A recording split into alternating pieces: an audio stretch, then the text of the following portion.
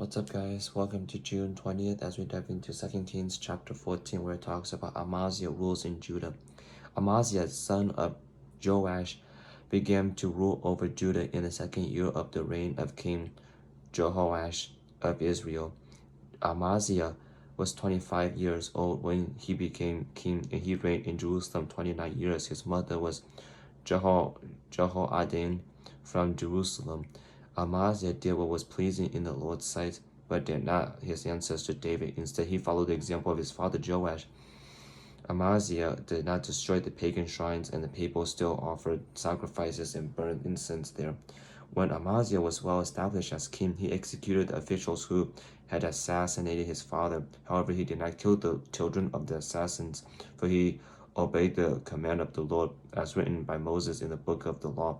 Parents must not be put to death for the sins of their children, nor children for the sins of their parents. Those deserving to die must be put to death for their own crimes. Amaziah also killed 10,000 Edomites in the valley of Salt. He also conquered Salah and changed his name to Joktheel, as it is called to this day. One day Amaziah sent messengers with his challenge to Israel's king Jehoash, the son of Jehoahaz and grandson of Jehu. Come and meet me in battle. But King Jehoash of Israel replied to King Amaziah of Judah with this story. Out of the Lebanon mountains, a thistle sent a message to a mighty cedar tree. Give your daughters in marriage to my sons. But just then a wild animal of Lebanon came by and stepped on the thistle, crushing it. You have indeed defeated Edom, and you are proud of it. But be content with your victory and stay at home. Why stir up trouble that will only bring disaster on you and the people of Judah? But Amaziah refused to listen, so King Jehoash of Israel mobilized his army against King Amaziah of Judah. The two armies drew up to their battle lines at Beth Shemesh in Judah. Judah was routed by the army of Israel, and its armies scattered and fled for home. King Jehoash of Israel captured Judah's King Amaziah, son of Joash and grandson of Ahaziah, at Beth Shemesh. Then he marched to Jerusalem, where he established 600 feet of Jerusalem's in silver, and all the Jerusalem's wall from the Ephraim gates to the corner gate. He carried off all the gold and silver and all the articles from the temple of the Lord. He also seized the treasures from the royal palace along with hostages, and then returned to Samaria. 2 Chronicles chapter 25. Amaziah was 25 years old when he became king. He reigned in Jerusalem 29 years. His mother was Jehoadin from Jerusalem. Amaziah did what was pleasing in the Lord's sight, but not wholeheartedly. When Amaziah was well established as king, he executed the officials who had assassinated his father. However, he did not kill the children of the assassins, for he obeyed the commands of the Lord as written by Moses in the book of the law. Parents must not be put to death for the sins of their children, nor children for the sins of their parents. Those deserving to die must be put to death for their own crimes. Then Amaziah organized the army, assigning generals and captains for all Judah and Benjamin. He took a census and found that he had an army of 300,000 selected troops, 20 years old and older, all trained in the use of spear and shield. He also paid about 7,500 pounds of silver to hire 100,000 experienced fighting men from Israel. But a man of God came to him and said, Your Majesty, do not hire troops from Israel, for the Lord is not with Israel. He will not help those people of Ephraim. If you let them go with your troops into battle, you'll be defeated by the enemy, no matter how well you fight. God has overthrown you, for he has the power to help you or to trip you up. Amaziah asked the man of God, What about all that silver I paid to hire the army of Israel? The man of God replied, The Lord is able to give you much more than this. So Amaziah discharged the hired troops and sent them back to Ephraim. This made them very angry with Judah, and they returned home in a great rage. Then Amaziah summoned his courage and led his army to the valley of Salt, where they killed 10,000 Edomite troops from Seir. They captured another 10,000 and took them to the top of a cliff and threw them off, dashing them to pieces on the rocks below.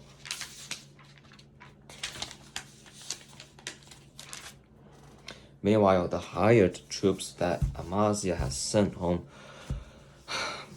raided several of the towns of Judah between Samaria and Beth Horon. They killed 3,000 people and carried off great quantities of plunder. That when King Amaziah returned from slaughtering the Edomites, he brought with him idols taken from the people of Seir. He set them up as his own gods, bowed down in front of them and offer sacrifices to them. This made the Lord very angry, and he sent a prophet to ask, "Why do you turn to gods who could not even save their own people from you?" But the king interrupted him and said, "Since when have I made you the king's counselor? Be quiet now, that before I have you killed." So the prophet stopped him with this warning, "I know that God has determined to destroy you because you have done this and has refused to accept my counsel."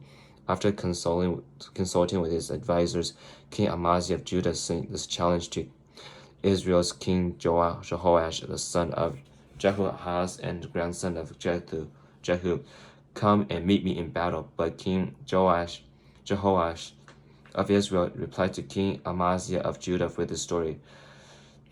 "Out in the Lebanon mountains, a thistle sent a message to a mighty cedar tree, gave your daughters into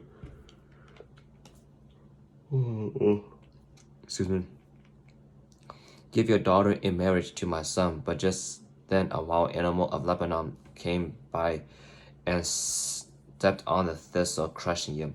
"You are saying I have defeated Edom, and you are very proud of it, but my advice is to stay home. We stir up trouble that will only bring disaster on you and the people of Judah." "Or why stir up trouble that would only bring disaster on you and the people of Judah?" But Amaziah refused to listen, for God was determined to destroy him for turning to the gods of Edom. So King Jehoash of Israel mobilized his army against King Amaziah of Judah. The two armies drew up their battle lines at Beth-Shemesh in Judah. Judah was routed by the army of Israel, and its army scattered and fled for home.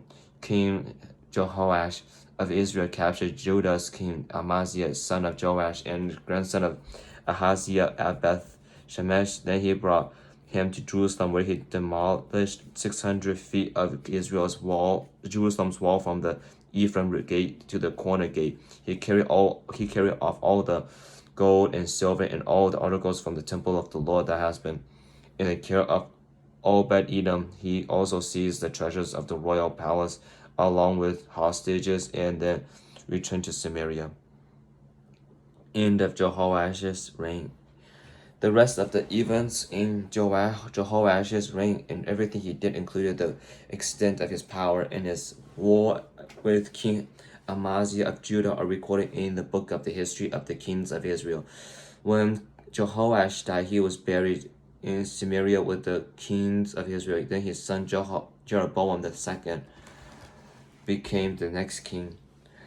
The rest of the events in Jehoash's reign and everything he did, including all the extent of his power and his war with King Amaziah of Judah, are recorded in the book of the history of the kings of Israel. When Joash died, he was buried in Samaria along with the kings of Israel, and his son Jeroboam II became the next king. Jeroboam rules in Israel. Jeroboam II, the son of Jehoash, began to rule over Israel in the 15th year of King Amaziah's reign in Judah. He reigned in Samaria 41 years. He did what was evil in the Lord's sight. He refused to turn from the sins that Jeroboam, son of Nebat, had led Israel to commit. Jeroboam II quoted the terrible story of the territories of Israel began level Hamath and the Dead Sea, just as the Lord, the God of Israel, had promised through Jonah, son of Amittai, the prophet from Gath Hefer. For the Lord saw the bitter suffering of people in Israel, and that there was no one in Israel, slave or free, to help them. And because the Lord had not said he would blot out the name of Israel completely, he used Jeroboam the second, the son of Jehoash, to save them. The end of Amaziah's reign. King Amaziah of Judah lived for 15 years after the death of King Jehoash of Israel. The rest of the events in Amaziah's reign, from beginning to end, are recorded in the book of the kings of Judah and Israel. After Amaziah turned away from the Lord, there was a conspiracy against his life in Jerusalem, and he fled to Lachish. But his enemies sent assassins after him, and they killed him there. They brought his body back on a horse, and he was buried with his ancestors in the city of David. King Amaziah of Judah lived for 15 years after the death of King Jehoash of Israel. The rest of the events in Amaziah's reign are recorded in the book of the history of the kings of Judah. There was a conspiracy against Judah's life in Jerusalem, and he fled to Lachish. But his enemies sent assassins after him, and they killed him there. They brought his body back to Jerusalem on a horse, and he was buried in his ancestors in the city of David. All the people of Judah had crowned Amaziah's 16-year-old son Uzziah as king in the place of his father Amaziah. After his father's death, Uzziah rebuilt the temple of Elah and restored it to Judah. Uzziah rules in Judah. Chapter 15. 2 Kings chapter 15. Uzziah, son of Amaziah, began to rule over Judah in the 27th year of the reign of King Jeroboam the second of Israel. He was 16 years old when he became king, and he reigned in Jerusalem 52 years. His mother was Jecoliah from Jerusalem. He did what was pleasing in the Lord's sight, just as his father Amaziah had done. But he did not destroy the pagan shrines, and the people still offered sacrifices and burnt off incense there.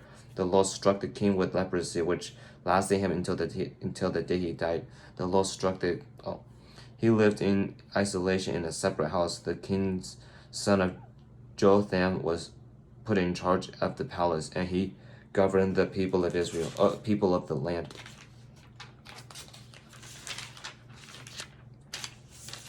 2 Chronicles chapter 26. All the people of Judah had crowned Amaziah, 16-year-old Uzziah, as king of the king in place of his father. After his father's death, Uzziah rebuilt the town of Elath and restored it to Judah. Uzziah was 16 years old when he became king, and he reigned in Jerusalem 52 years. His mother was Jecoliah from Judah. He did what was pleasing in the Lord's sight, just as his father Amaziah had done. Uzziah sought God during the days of Zechariah, who taught him to fear God, and as long as the king seek guidance from the Lord, God gave him success. Uzziah declared war on the Philistines and broke down the walls of Gath, Jabneh, and Ashdod. Then he took new buildings in the Ashdod area and in other parts of Philistia. God helped him in his war against the Philistines, his battle against the Arabs of Gar, in his war with the Mennonites. The Mennonites paid annual tributes to him, and his fame spread even to Egypt, for he had become very powerful. Uzziah built fortified towns in Jerusalem, at the corner gate, at the valley gate, at the angle in the wall. He also constructed forts in the wilderness and dug many water cisterns because he kept great herds of livestock in the foothills of Judah on the plains. He was also a man who loved the soil. He has too many workers who care for his arms and vineyards. Both of the Philistines, both on the hillsides and in the fertile valleys. Uzziah had an army of well-trained warriors ready to march into battle until unit by unit. This army had been mustered and organized by Jaziel, the secretary of the army and his assistant Masiah. They were under the direction of Hananiah, and one of the king's officials. These regiments of mighty warriors were commanded by 2,600 clan leaders. The army consists of 307,500 men, all elite troops. They were prepared to assist the king against any enemy. Azia provided the entire army with shields, spears, and helmets, coats, and mail bows, and sling stones.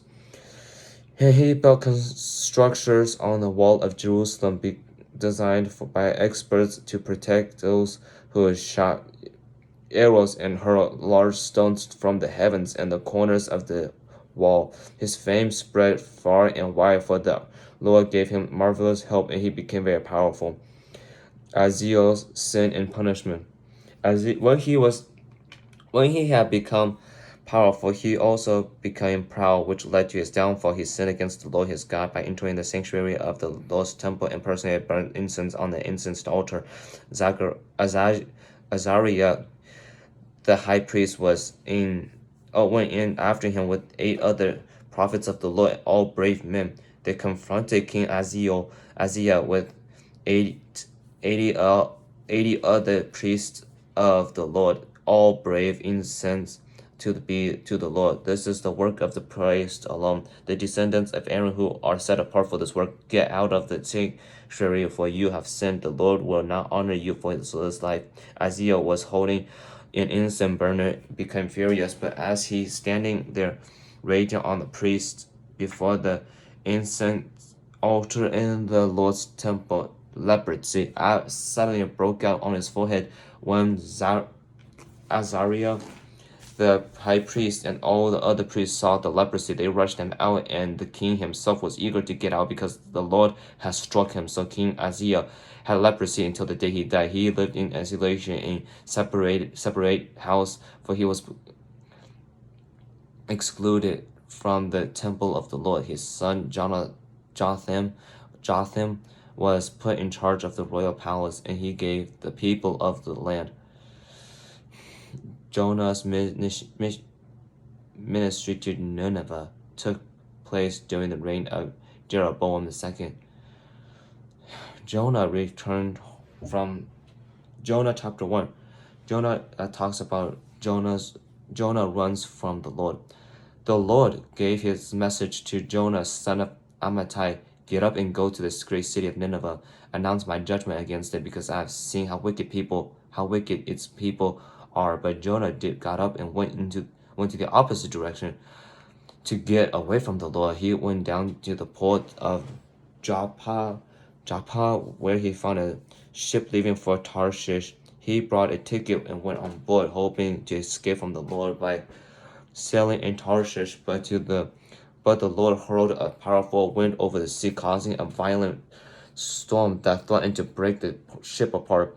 Fearing for their lives, the desperate sailors shouted to their gods for help and threw the cargo overboard to lighten the ship.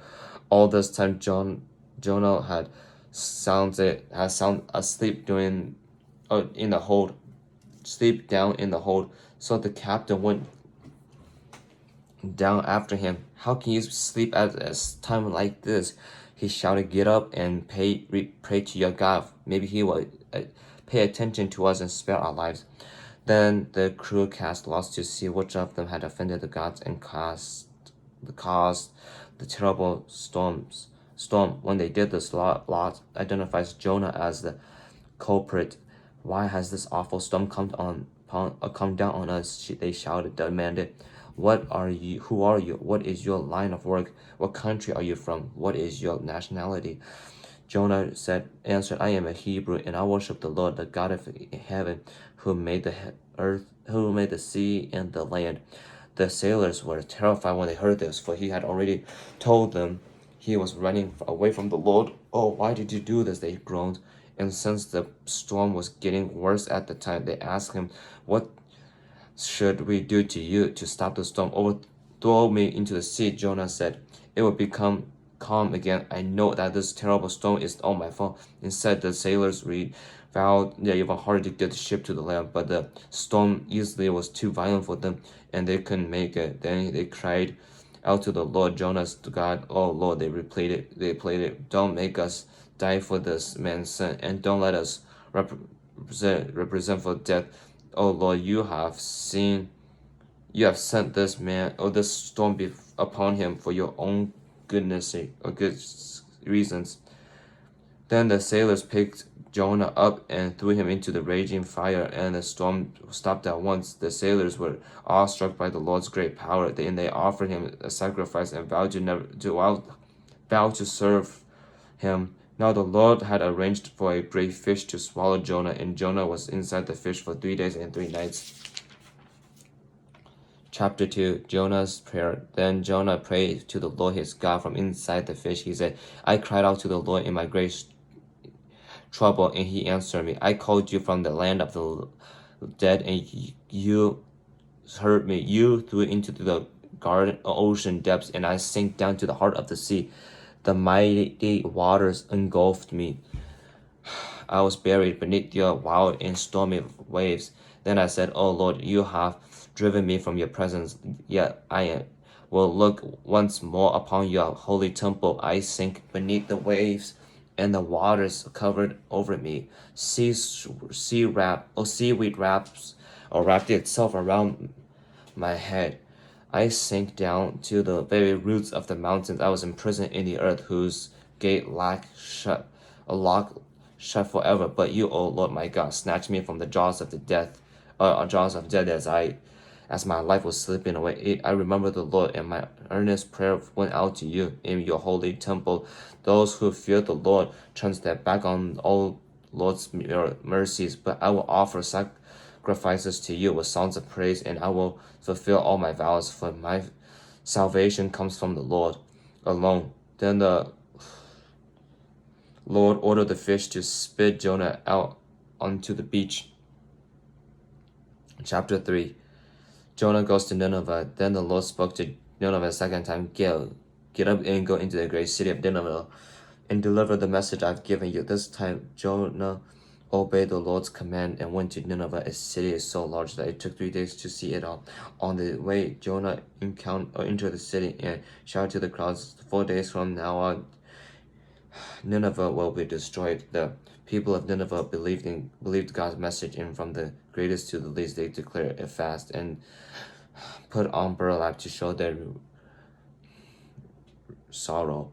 When the king of Nineveh heard that Jonah was saying, he stepped down from the throne and took off his royal robes. He dressed himself in burlap and sat on a heap of ashes. Then the king and his nobles sent this decree throughout the city. No one, not even the animals from your herds and flocks, may eat or drink anything at all. People, animal alike must wear garments of mourning. Anyone who must pray earnestly to God, they must turn from their evil ways and stop all their violence. Who can tell? Perhaps yet God will change his mind and hold on to his fierce anger from destroying us. When God saw what they have done and how they have put a stop to their evil ways, he changed his mind and did not carry out the structure he had. For chapter 4, Jonah's anger at the Lord's mercy. This change of plans greatly upset Jonah, and he became very angry, so he complained to the Lord about it. Don't I say before I left home that you would do this, Lord? This is why I ran away to Tarshish. I know that you are merciful and compassionate, God, slow to anger and filled with unfailing love. You are eager to turn back from destroying people's lives. Just kill me. Now, Lord, I'll rather be dead than alive if what I predicted will not happen. The Lord replied, is it right for you to be angry so about this? Then Jonah went out to the east side of the city and made a shelter to eat until to sit under as he waited to see what happened to the city. And the Lord God arranged for a leafy plant to grow there, and soon it spread its broad leaves over Jonah's head, shading him from the sun. Thus erased his discomfort, and Jonah was very grateful for the plant. But God also arranged for a worm. The next morning at dawn, the worm ate through the stem of the plant so that it withered away, and as the sun grew hot, God arranged for a scorching east wind to blow on Judah. The people of the sun began beating on his head until he grew faint and wished to die. Maybe people is certainly better than living like this, he exclaimed. Then God said to Judah, Is it right for you to be angry because the planet dies? Yes, Jonah replied, even angry enough to live. Then the Lord said, you may feel that the plant, though you did something to put it together, it came quickly and died quietly. But Nineveh has more than 112,000 people living in spiritual darkness, not to mention all the animals. Shouldn't I feel sorry for such a great city? And that's the end for today. The book of I'm sorry, I'm just really feeling a lot of discomfort right now, but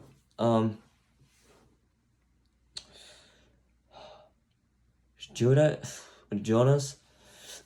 he's just such an interesting character because he doesn't want to follow God, but then he does, and he does what the will of God says, but then he gets upset, and then God provided him with a plant, and then he took care of him for a day, and then the wife came back, and then the plant is dead, and how the lady yeah, I'm sorry, I forgot what I said. I'm so tired. But the point is, sometimes God's gonna ask us to do things that we don't want to do. Things are very difficult but the things that you have to understand, like once you're able to do these hard things, once you're able to say like no to the flesh's desire, that is how you grow with maturity. That is how you grow with courage. That is how you show that you love God more than anything else. It's by following by following the law of God, even in the midst of hardship. That's what it really means to follow God. And then God's mercy it's unconditional, right? And so if that's the case, I'm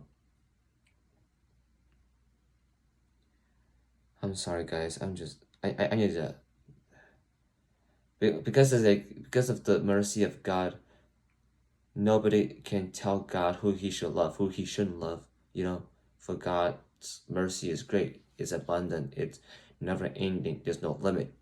So we shouldn't be getting angry if somebody is being blessed, if somebody is being saved, if somebody's happy, if God has blessed those things towards another person. We shouldn't be angry. We should be rejoicing with people.